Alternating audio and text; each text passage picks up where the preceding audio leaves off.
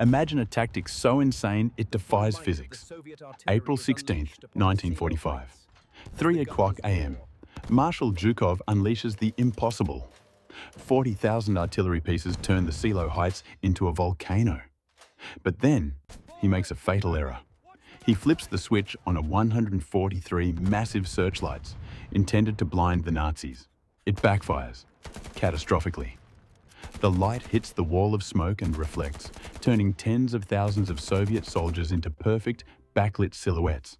They aren't invisible, they are glowing targets. The German machine gunners didn't even have to aim. They just fired into the light.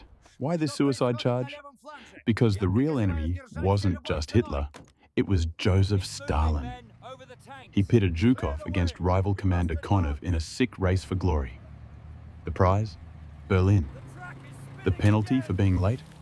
Execution. Zhukov wasn't saving lives. He was spending them to beat a deadline. Here's the twist. Panic sets in. Zhukov forces 2 tank armies into the marsh before the infantry breaks through. It's a traffic jam of apocalyptic proportions. Tanks sink in the mud. Burning T-34s block the road. German boys with Panzerfausts pick them off like ducks in a gallery. The red steamroller stops dead. But the sheer weight of bodies breaks the line. Now, the horror goes underground. In a final act of spite, the SS blows the bulkheads of the Berlin canals. Dark, freezing water floods the subway tunnels packed with civilians and wounded. Thousands drown in the dark beneath the burning city. Above, the Zoo flak towers depress their guns to zero, vaporizing entire city blocks. It is total, industrialized erasure. April 30th, Hitler is dead. But the killing doesn't stop.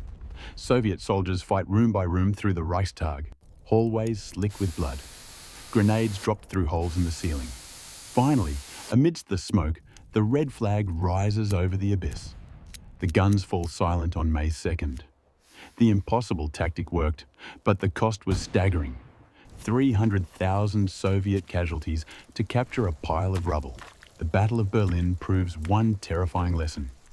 In the race for power, human life is just ammunition. Victory doesn't always look like glory. Sometimes it looks like a graveyard